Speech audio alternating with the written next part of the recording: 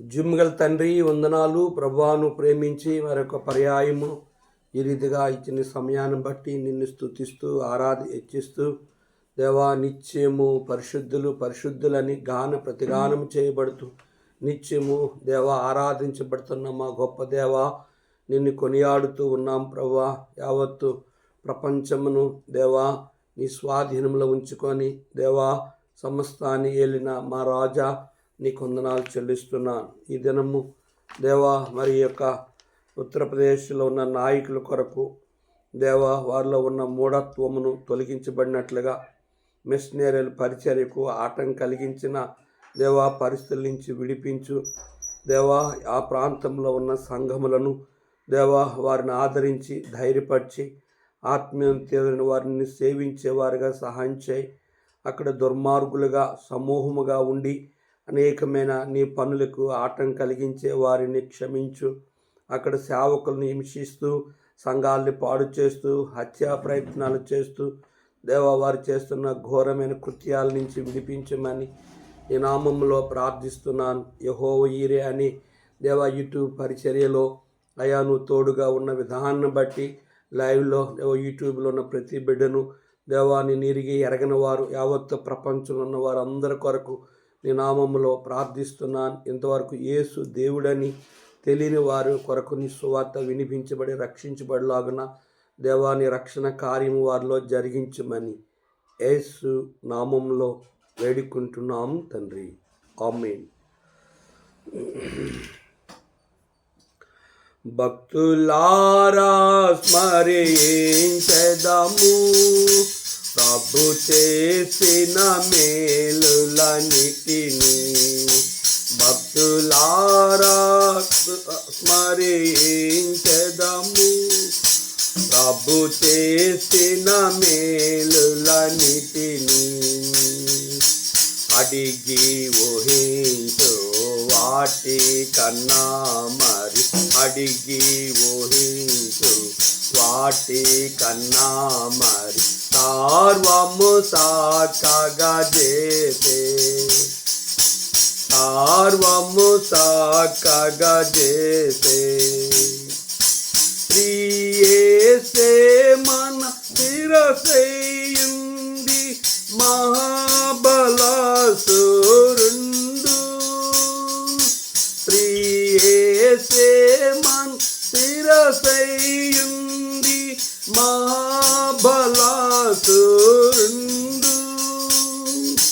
సర్వము నీచెను తన ఆసముతో సర్వము నీచెను తన ఆసముతో ఎంతో దయగలవాడు.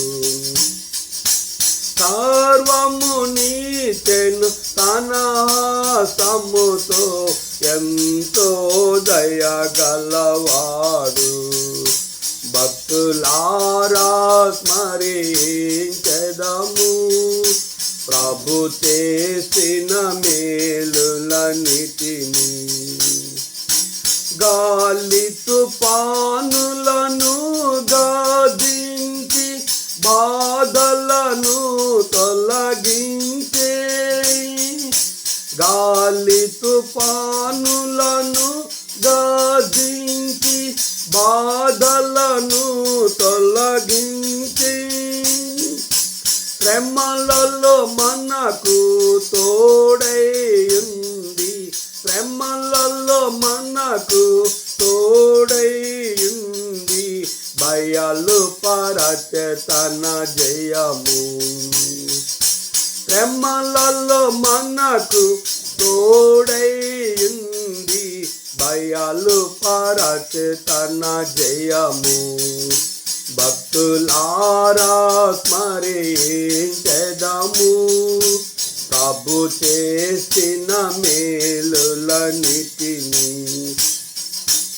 అపోస్తులుల ప్రవక్తలను సువార్తికులను ఇచ్చే అపోస్తులుల ప్రవక్తలను సువార్తికులను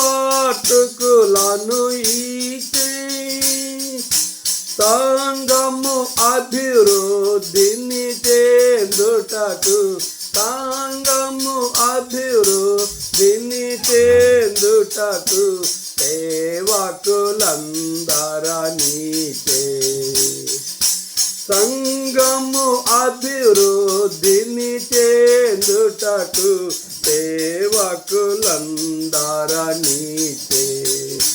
భక్తులారా స్మరించెదము ప్రభు చేసిన మేలులన్నిటిని. భక్తులారా స్మరించెదము ప్రభు చేసిన మేలులన్నిటిని. 2 కొరింథీ పత్రిక 11వ అధ్యాయము 16వ వచనం.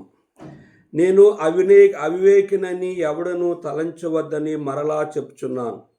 అట్లు తలంచిన ఎడల నేను కొంచెముగా అతిశయపడినట్లు నన్ను అవివేకగానే చేర్చుకొనుడి. నేను చెప్పుచున్నది ప్రభువు మాట ప్రకారం చెప్పట్లేదు కానీ ఇట్లు అతిశయపడుటకు ఆధారము కలిగి అవివేక వలె చెప్పుచున్నాను. అనేకులు శరీర విషయంలో అతిశయపడుచున్నారు కనుక నేనును అలాగే అతిశయపడుదును. బలె బాలే మాట, బంగారు మాట, బైబిల్లో మాట, యేసు మాట. బలె బాలే మాట, బంగారు మాట, బైబిల్లో మాట, యేసు మాట. నా జీవితాన నీ జీవితాన మరువాని మాట, యేసు మాట. నా జీవితాన నీ జీవితాన మరువాని మాట, యేసు మాట. ప్రభునందు ప్రియమైన దేవుని సేవకులకు, పరిశుద్ధులకు, మా ప్రియ దేశంలో ప్రపంచంలో ఉన్న సర్వమానవాలైన ప్రభువైన యేసుక్రీస్తు వారిని ప్రేమించి, ద్వేషించి, వ్యతిరేకించి, అవమానకరంగా మాట్లాడి ప్రభువుని విరోధముగా ఉన్నవారు కొరకు కూడా మేము ప్రార్థన చేయొచ్చు. మీ అందరికీ శుభములు తెలియజేస్తూ ఉన్నాం.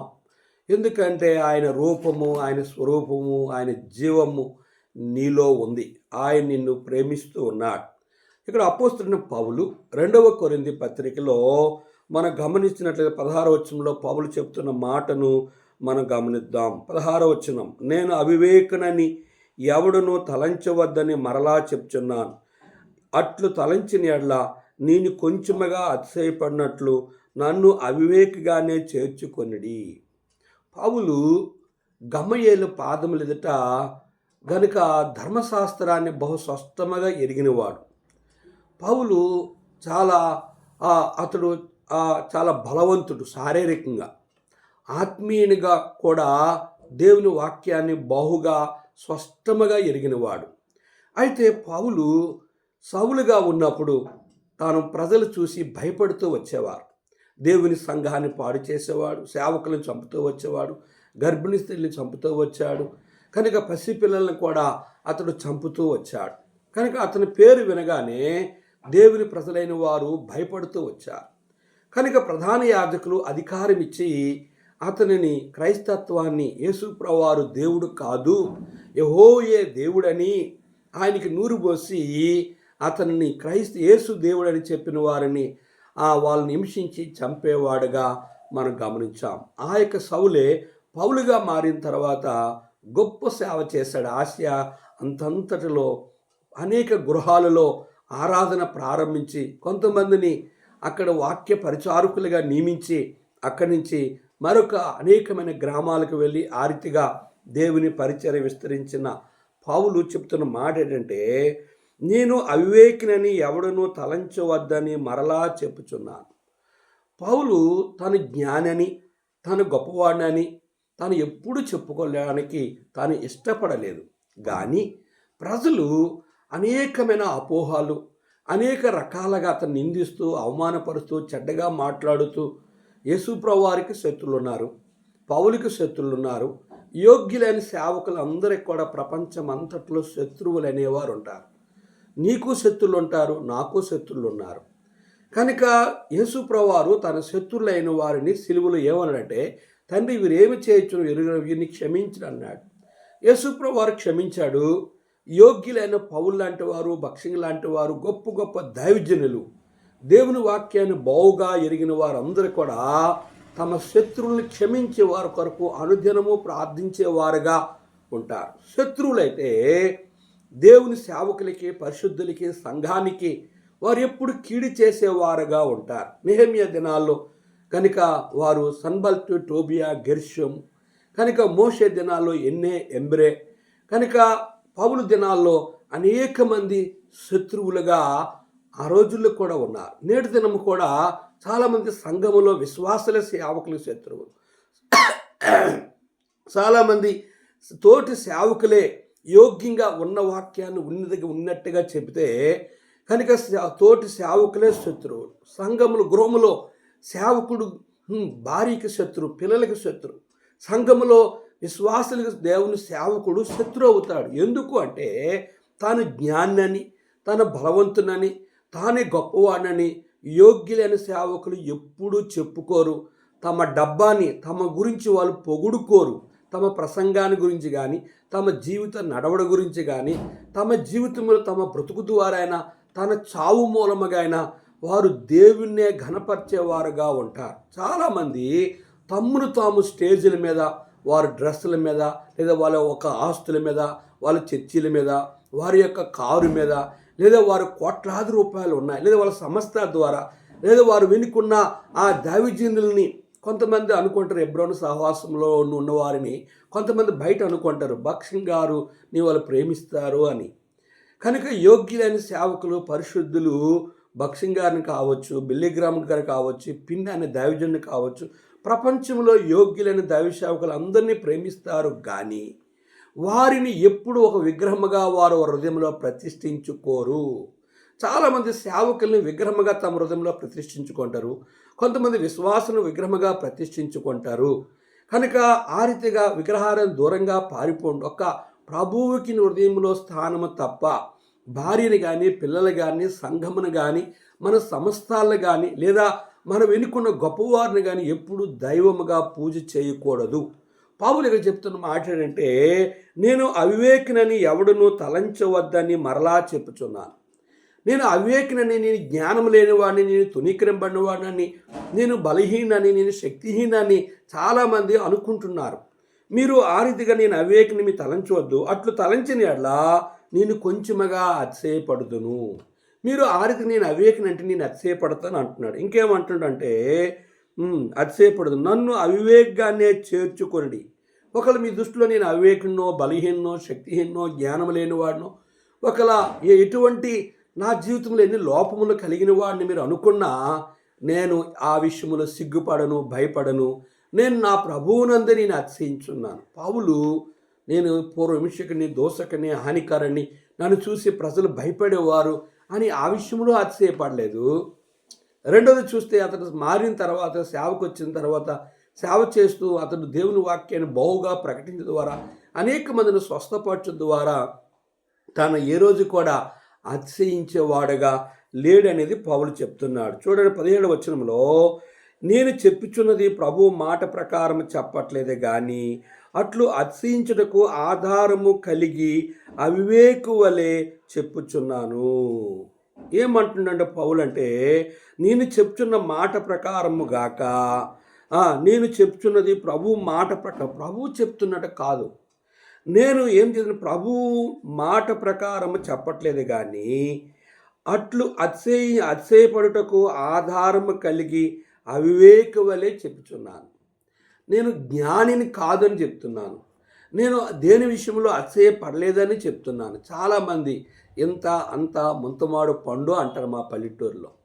ఇంకేమంటారంటే, కొంతమందిని మొలము సెట్ ఎక్కిస్తారు, కొంతమంది బుడబొక్కుల చేత పొగుడుకుంటారు, కొంతమంది జంగాల చేత పొగిడించుకుంటారు, కొంతమంది సేవకులు కొన్ని సహవాసాల్లో సంఘంలో ఎవరైనా ఏదైనా చేస్తే వాళ్ళని పొగుడుతారు అందరూ ఎదుట. అంటే దాని అర్థం ఏంటంటే, వాళ్ళు ఏదైనా మందిరికి సహాయం చేశారంటే, సేవకునికి ఏదైనా సహాయం చేశారంటే, సువార్తలు ఏదైనా సహాయం చేశారంటే, మందిరికి ఏదైనా వాళ్ళు ఆ మందిరం కట్టడానికి సహాయం చేశారంటే, వారి యొక్క పేరు ప్రఖ్యాతులను వీళ్ళు ప్రకటిస్తూ ఉంటారు. ఆ రీతిగా అతిశయం లేని వారిలో అతిశయం తీసుకొచ్చేవారు సేవకులుగా కొంతమంది ఉన్నారు. అతిశయం లేని విశ్వాసుల్లో అతిశయం తీసుకొచ్చేవారుగా కొంతమంది విశ్వాసులు ఉన్నారు. కొంతమంది దేవుని మందిరాన్ని కానీ, సేవకుని కానీ, సువార్తలు కానీ, మీటింగులు కానీ, ఏదైనా సువార్తలో కానీ ఏదైనా సహాయం చేసి నేనే చేశానని అతిశయముగా చెప్పుకునేవారుగా ఉంటారు. కనుక అటువంటి బుద్ధి అనేది యోగ్యమైంది కాదు. మనుషులు మిమ్మల్ని పొగిడితే మీకు శ్రమ అని లేఖనం మనం గమనిస్తున్నాం. పౌలు అదే చెప్తున్నాడు. నేను చెప్పుచున్నది ప్రభు మాట ప్రకారం కాదు. యేసు ప్రభువారు కూడా తండ్రి అయిన దేవుని ఎదుట నేను గొప్పవాడిని ఏ రోజు చెప్పుకోలేదు. తన ప్రసంగంలో ఏ రోజు నేను గొప్పవాడిని చెప్పుకోలేదు. కడవరికి తాను అవమానపరిచిన 6 తీర్పుల్లో కూడా తన గొప్పవాడిని చెప్పుకోలేదు. నువ్వు ఎవడవని చెప్పుకుంటున్నావు? గల్లీ మొదలుకొని యెరూషలేము వరకు కూడా నీవు ఆయన్ని అనేకమైన ప్రశ్నలు వేశాడు పిలాతు. హేరోదు అనేక ప్రశ్నలు వేశాడు. దేనికైనా నువ్వు రాజు అని అడిగాడు. అప్పుడు పిలాతు అడిగితే ప్రభు అన్నారు, నువ్వు అన్నట్టు నేను రాజునే, కానీ నా రాజ్యము ఇహలోక సంబంధమైనది కాదు, నా రాజ్యము వేరే, నా రాజ్యము పరలోకములో ఉంది అని చెప్తూ వచ్చాడు.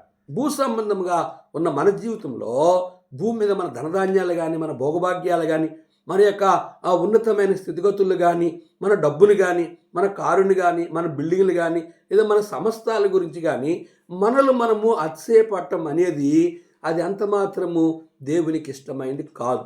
పౌలు అంటున్నాడు, ప్రభు మాట ప్రకారం గాక ఏమంటుండంటే ప్రభు మాట ప్రకారము గాక చెప్పట్లేదు, కానీ అట్లు అతిశయపడుటకు ఆధారము కలిగి నేను అవివేకిని, జ్ఞానము లేని వాడిని అన్నట్టుగా తను తగ్గించుకునేవాడుగా ఉంటున్నాడు. నేడు దినాన్ని కొంచెము డబ్బు కలిగితే, కొంచెము అధికారం కలిగితే, రాజకీయ వ్యక్తుల్లో కానీ, లేదా లోకపరంగా విషయాలు కానీ, సంఘపరంగా విషయాలు కానీ, సేవాపరంగా కానీ ప్రభువు కనబడరు, వీలే కనబడతారు.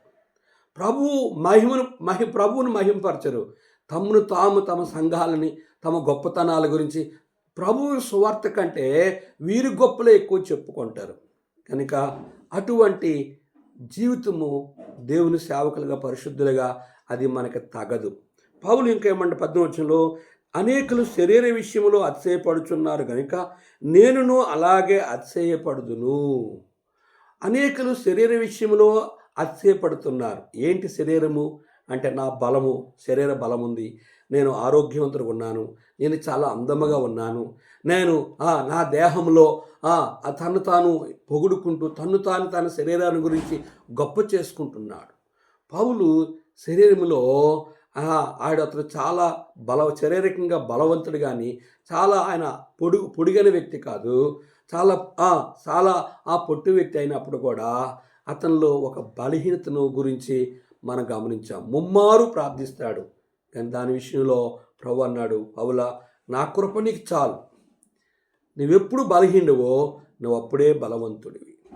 పౌలు ఇక్కడ మనం గమనిస్తే 18వ వచనం, శరీర విషయంలో అనేకులు శరీర విషయంలో అతిశయపడుతున్నారు కనుక నేను అలాగే అతిశయపడుదును. పగలంతా సువార్త చేసేవాడు రాత్రి అతిశయపడకుండా ఒక ముళ్ళు ఉంచాడు ఆయనలో. ఏంటి ముళ్ళు అంటే? కళ్ళు కనబడలేని పరిస్థితి. కనుక ఆ యొక్క శరీరంలో ద్వారా అతిశయించడం కానీ, సంఘాల కట్టిన అతిశయించడం కానీ, అనేక ఆత్మలను నేను రక్షించాను, అనేకులను స్వస్థపరిచానని ఆ విషయంలో పౌలు అతిశయించకుండా నిమిత్తము చూడండి 2వ కొరింథీయుల ఆ మాట మనం గమనిస్తే, కొరింథీ 12వ అధ్యాయంలో చూడండి, ఇక్కడ ఒక మాట మనకు చెప్తూ వస్తాడు. అందుకు నా కృప నీకు చాలును, ఆ బలహీనతల యందే నా శక్తి పరిపూర్ణమగుచున్నది అని ఆయన నాతో చెప్పును. కాగా క్రీస్తు శక్తి నా మీద నిలుచుండే నిమిత్తము విశేషముగా నా బలహీనతల యందే బహుగా సంతోషముగా అతిశయపడదును. అతడు ఎప్పుడు అతిశయపడ్డాడంటే బలహీనతల యందే అతిశయపడ్డాడు తప్ప నా శరీరం గొప్పది. అతడు శారీరకంగా, మానసికంగా అని ఏ విషయంలో కూడా అతిశయపడట్లేదు. దేవుని సేవకులుగా, పరిశుద్ధులుగా మనకున్న ఏదైనా అప్పుడు కూడా, ఏవి కలిగినప్పుడు కూడా అతిశయం అనేది ప్రధాన దేవదూత, పరలోకంలో ఉత్తర దిక్కును సభాపర్వతం ఎక్కుదును, మేఘమండలంకి ఎక్కుదును, మహోన్నతునితో నన్ను సమానముగా చేసుకుందునని అతిశయపడి లోపల పాపం పెంచుకొని పరలోకంలో నేనే దేవుడిగా పూజించుకోవాలని అనుకుని ఆమె ఆ దేవదూత తను పూజించిన దూతలు భూమి మీద త్రోయబడ్డారు. భూమిని కంపింప చేశారు, లోకమును అడవగా చేశారు. భూమికి ఆకాశాల మధ్య దెయ్యాల వలె వేలాడబడి సచ్చిన వారి శవం మీద పడి వాటి రూపాన్ని తీసుకొని గృహదేవతగా ఎలవేలుపులుగా ప్రపంచమంతా చెదిరిపోయి పరలోకములో సృష్టికర్తని దేవుడైన యెహోవాను ఆరాధించకుండా చేశాను. భూమి మీద కూడా ఆయన్ని ఆరాధించకుండా చేసి నన్ను నేనే దైవముగా పూజించుకుంటానని అతిశయపడ్డాది. అది శారీర సంబంధముగా. పౌలు ఆ విషయంలో కనుక తన అతిశయమును దేవుని బట్టాడంటే ప్రభువునందే నేనెప్పుడు బలహీనో అప్పుడే బలవంతును, అప్పుడు బలహీనంగా ఉన్నప్పుడే నేను ప్రభువునందు అతిశయించున్నాను. ప్రియ సహోదరి సహోదరుడా, ఇంకా మన 19వ గమనిస్తే, మీరు అవివేకులయుండి సంతోషముతో అవివేకులను సహించున్నారు. మీరు జ్ఞానులయుండి అవివేకులను సహించున్నారు. అలాగే మీరు కూడా నన్ను సహించిన వారుగా ఉన్నప్పుడు కూడా, నా మీద ఎన్ని నిందలు వేసినప్పుడు కూడా, నన్ను హేళన చేసిన, నన్ను అవమానపరిచిన, నా గురించి చెడ్డగా దుష్ప్రసారం చేసిన, కనుక భక్సింగ్ గారి గురించి ఆయన ఒక పుస్తకమే రాశాడు. ఎప్పుడు భక్సింగ్ గారిని కలవలేదు, ఎప్పుడు ఆయనతో మాట్లాడలేదు. కానీ ఆయన భయంకరమైన జబ్బుతో మరణాపేక్షలు ఉన్నప్పుడు భక్సింగ్ గారు విని అతనికి వెళ్ళి అతని కొరకు ప్రార్థన చేస్తే అతడు ఏమన్నాడంటే, అయ్యా నన్ను క్షమించండి, మీ గురించి ఒక పుస్తకమే రాసి చెడ్డగా ప్రసారం చేశానంటే మిమ్మల్ని గురించి విన్నప్పుడే నేను మిమ్మల్ని క్షమించానని చెప్తూ వచ్చాడు. కనుక మత్తయి సువార్త 18:35 నీవు నీ శత్రువు హృదయపూర్వకం క్షమించకపోతే నేనే క్షమించు. నాకు శత్రులు సావకులు ఉన్నారు, విశ్వాసులు ఉన్నారు, అనేకులు ఉన్నారు. అనుదినము వాళ్ళని క్షమించి ప్రార్థన, వాళ్ళు నాకు కీడు చేస్తారు కానీ నేను వాళ్ళకి కీడు చేయను. అదే యేసు ప్రభువారు మనకి నేర్పిన పాఠం. పౌలు ఇక్కడ ఏమంటుందంటే, మీరు వివేకులయుండి సంతోషముతో అవివేకులను సహించుచున్నారు. మనము జ్ఞానులుగా ఉండి మనకి ఎవరు కీడు చేసినా, ఎవరు మనల్ని నిందించినా, ఎవరు మనల్ని అవమానపరిచినా, ఎవరు మనకి కఠినమైన కష్టాలు శ్రమలు బాధలు పెట్టినా మనము జ్ఞానులుగా ఉండి సహించేవారుగా ఉండాలి అనేదే పౌలు యొక్క ఉద్దేశం. మన ప్రభు అయిన యేసుక్రీస్తు వారు మనము ఆయనతో ఏలాలంటే చూడండి, పేతురు పత్రికలో ఆయన ఒక మాట తెలియజేస్తూ వచ్చారు. చూడండి, లేఖనంలో ఒక చక్కని మాటను చదువుదాం. మీరు సహించిన వారైతే ఆయనతో ఏలుదురు అనే మాటను మనము చదువుదాం.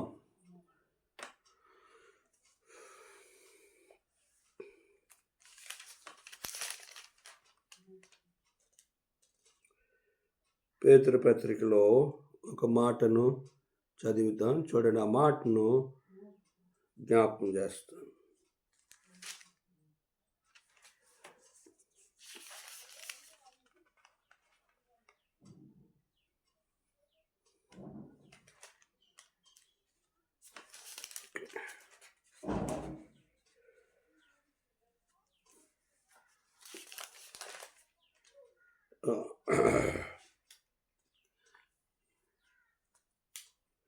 చూడండి, ఈ మాటను జ్ఞాపకం చేస్తాను.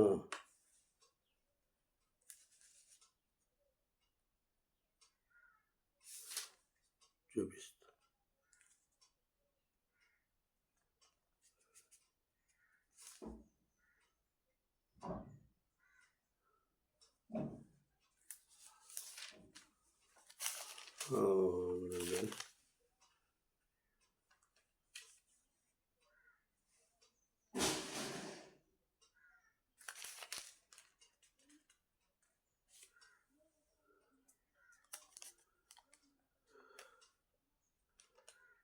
అక్కడ ఏమి రాయబడ్డదంటే, మీరు సహించిన ఎడల ఆయనతో కూడా ఏలుదురు అనే మాటను జ్ఞాపకము. చూడండి, ఈ విషయంలో చదువుదాం. చూడండి, తిమోతి పత్రికలో ఉందనుకుంటాను.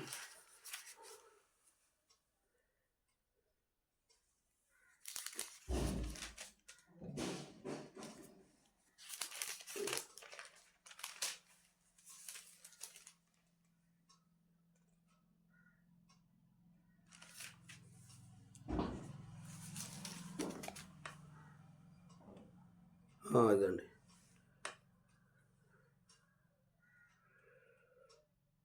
11వ వచనం లేదా 10. అందుచేత ఏర్పరచబడిన 2 తిమోతి పత్రిక 2:10 వచనం. అందుచేత ఏర్పరచబడిన వారు నిత్యమైన మహిమతో కూడా క్రీస్తు యేసునందలి రక్షణ పొందవాలని నేను వారి కొరకు సమస్తము ఓర్చుకొనుచున్నాను.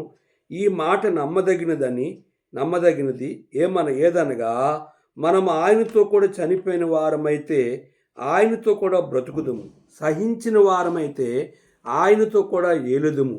ఆయనను ఎరగమంటే మనలను ఆయన ఎరుగునను, మనము నమ్మదగిన వారమైనను ఆయన నమ్మదగిన వాడుగా ఉండును.